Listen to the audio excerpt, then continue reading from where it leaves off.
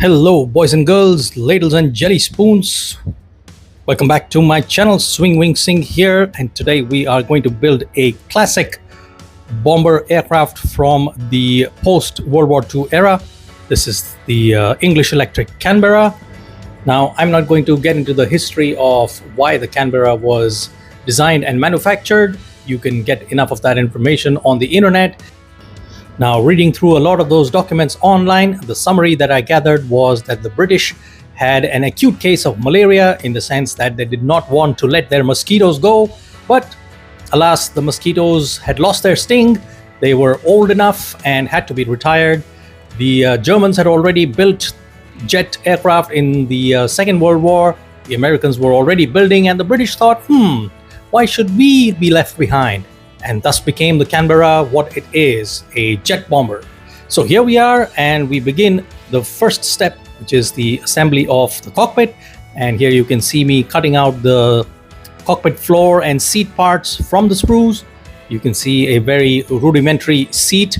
There was some flash that I had to clean up from the plastic, and made it ready for the next step of assembly. As you can see, the cockpit floor is just a jagged piece of plastic which resembles a staircase, and the seat is very, very basic, and so is the control column.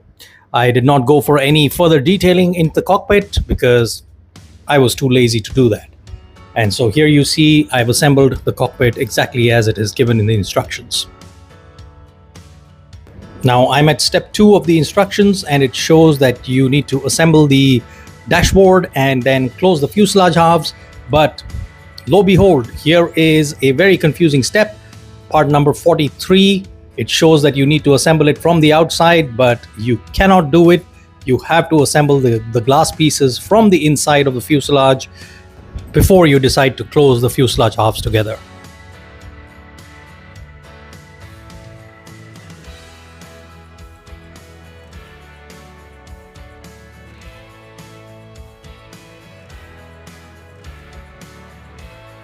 Now, once the interior navigator's windows were assembled, the steps call for the assembly of the dashboard, and I have no idea why they gave a transparent dashboard. There were no decals to accompany it.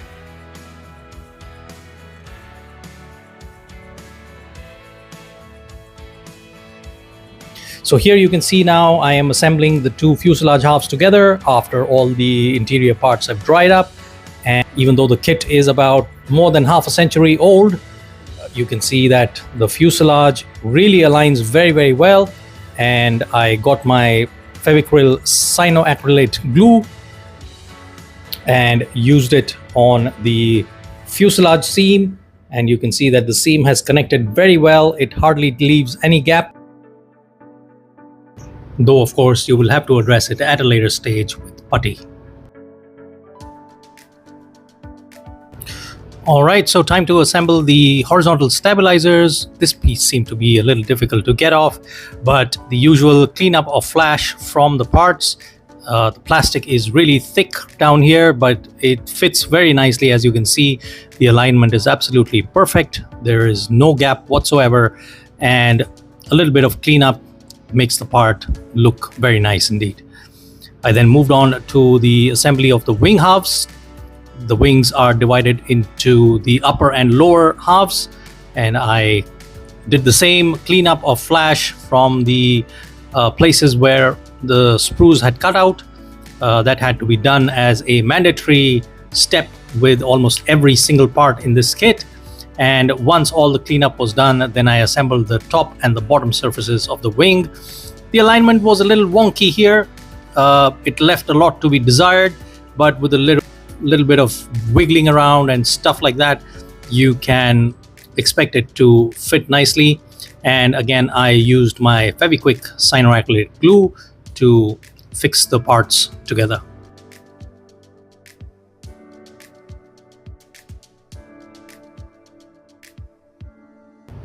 Alright, so next step was to assemble the bomb bay door, and this fit was surprisingly very good.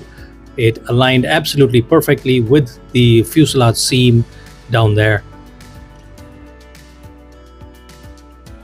And at this point, I decided to go with an in-flight configuration, and so I closed up the gear bay doors with the available parts.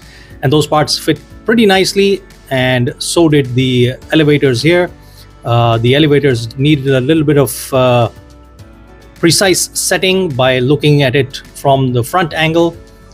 You had to give it that dihedral, which you see on the Canberra tail section, and similarly for the wings as well.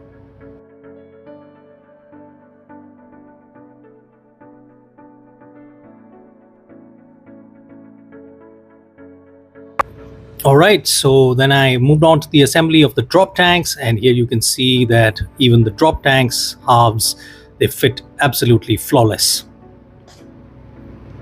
Right, next step was to fill up the gaps, and you can see that I've filled in the entire seam line from the nose right up to the nose gear bay door, and then the bomb bay was also filled up wherever I found gaps, and this filling stretched right up to the rear of the fuselage as well, right up to the tail section.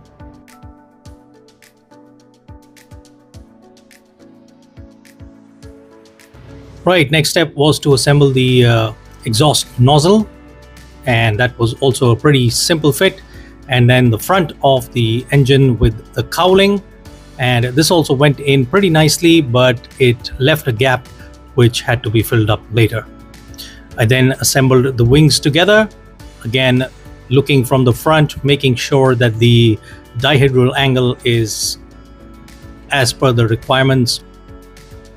And you can see that the wings have also fitted very nicely, but then the wings had a lot of gaps on the underside which had to be addressed through filler. Finally, once the filling work was done, I primed with Bosny Grey primer and then went on to pre-shade the panel lines with Fevicryl Black. As I told you in my previous videos also, that I really find it very relaxing to paint the panel lines with a paintbrush rather than with the airbrush, and this process really gets me into the groove of executing the painting phase, which is to follow after this, and also helps me give a much more defined look to the panels.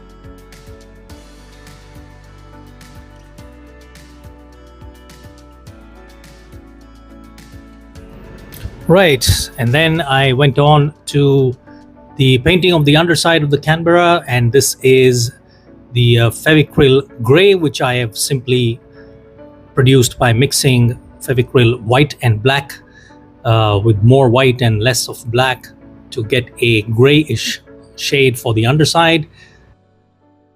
And once the underside was done, I moved on to the top surface of the Canberra and used again Fevicryl white and black, and added a tinge of cerulean blue to produce the Royal Air Force grey blue color as the base coat of the Canberra. Alright, snakes on a plane then, and this is blue tack masking, and this was done in order to demarcate the camouflage pattern of the green or olive drab. And here you can see me painting the olive drab. This is Fevicryl sap green mixed with black to give it that toned down olive drab look. I like painting the canopy frames by hand, and here again I did not mask this canopy. In fact, I used the same olive drab paint to detail the canopy framing and then attached it finally with a pilot inside.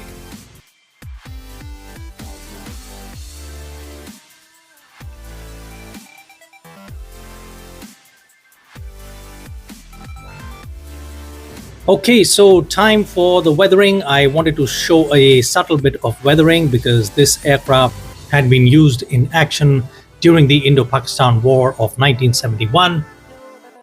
This particular airframe, IF-960, was flown on the night of 4th, 5th December 1971 in a strike mission with the target as Sargodha Air Base. Flight Lieutenant SC Mahajan and Flight Lt SK Goswami, with Goswami being the navigator and Mahajan being the pilot. flew the Canberra to Sargodha. Initially believed that the Canberra was shot down by a Mirage III aircraft of the Pakistan Air Force, but later sources confirmed that the Canberra came under heavy anti-aircraft artillery fire and was shot down.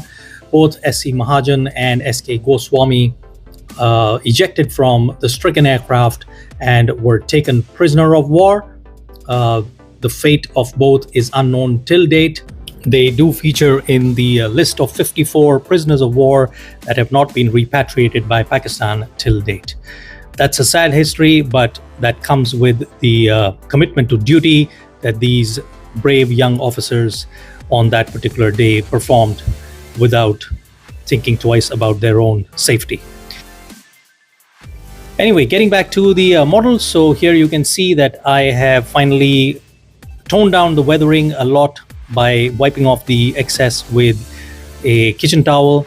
And now here you see me applying the decals, and these decals were all printed at home.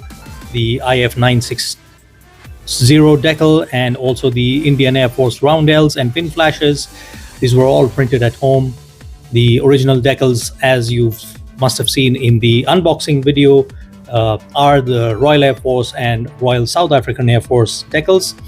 If you haven't seen that video already, I will leave a link to the unboxing in the description below and you can have a look at it there. So this is my standard procedure of applying the decals, which is putting watered down PVA glue in the place where the decal needs to be applied, then dipping the decal in warm water for about 10 seconds, sliding it off the backing paper and applying it in the position, and then wiping off the excess with a kitchen towel or a cotton Q-tip.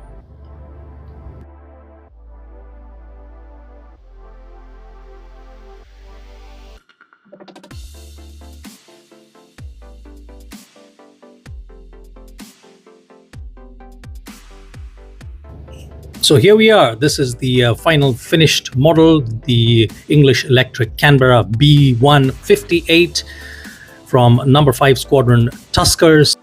This half a century old kit has really surprised me with its fit, and with a minimalistic effort, the model has turned out as per expectations. In fact, I would recommend this model for beginners and advanced modelers alike. The kit is rare and pretty expensive. I ended up paying about 3,000 rupees to afford the kit, so that's a price warning for you right there. The kit was not available on any of the usual websites that I buy from, like Hobby Easy and Super Hobby, etc. And so I had to resort to buying it off eBay because that's the only place it was available, and of course at a premium price. Interesting anecdote before we close the video: the English Electric Company had thought of marketing the Canberra in the Australian military sector, and that's how the Canberra got its name. But as history would have it, there was another country that became the largest user of the Canberra. So if you liked this video, please click the thumbs up and do consider subscribing to the channel, and don't forget to comment because I love interacting in the comments.